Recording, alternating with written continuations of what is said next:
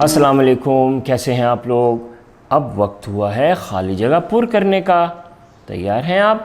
تو ڈولفن کا مضمون تو آپ نے سن لیا تھا، اب یہ جو کام ہم نے کرنا ہے نا، یہ اسی میں سے ہے، تو آپ بے شک دوبارہ سن لیں، ویسے آپ کو یاد تو ہوگا۔ تو شروع کرتے ہیں۔ نمبر 1، پہلا، ڈولفن کے دانت ہوتے ہیں۔ ڈولفن کے کتنے دانت ہوتے ہیں؟ یہ آپ نے لکھنا ہے۔ نمبر 2، ڈولفن میں دیکھنے اور کون سی حس کی زبردست صلاحیت ہوتی ہے؟ ایک تو ہوتی ہے دیکھنے کی، اور دوسری کون سی ہوتی ہے؟ آپ لکھیے۔ نمبر 3، ڈولفن بہت کیسی مچھلی ہے؟ ڈولفن بہت مچھلی ہے۔ آپ نے لکھنا ہے کہ ڈولفن کیسی مچھلی ہے۔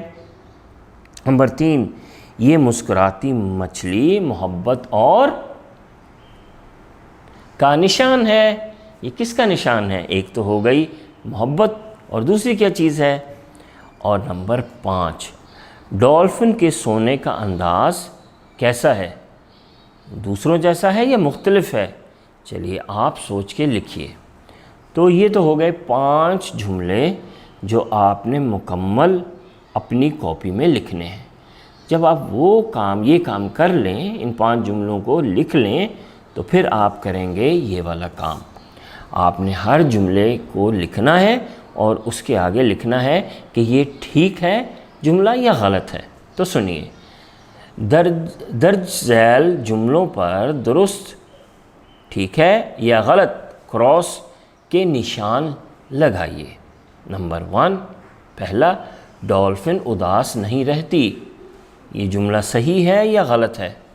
اگر صحیح ہے تو جملے کو لکھ کے آگے ٹک لگا دیں، اگر غلط ہے تو کراس لگا دیں، ٹھیک ہے؟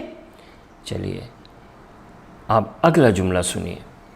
ڈولفن ذہین مخلوق نہیں ہے۔ کیا یہ ڈولفن ذہین مخلوق نہیں ہے یا ہے؟ یہ جملہ صحیح ہے یا غلط ہے؟ غلط ہے تو کراس لگا دیں۔ ڈولفن بزرگوں کی طرح خاموش رہتی ہے۔ ڈولفن بزرگوں کی طرح خاموش رہتی ہے۔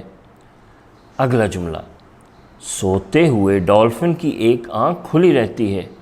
یہ بات صحیح ہے یا غلط؟ اگلا جملہ، ڈولفن کے دیکھنے اور سننے کی حس بہت تیز ہوتی ہے۔ ڈولفن کے دیکھنے اور سننے کی حس بہت تیز ہوتی ہے۔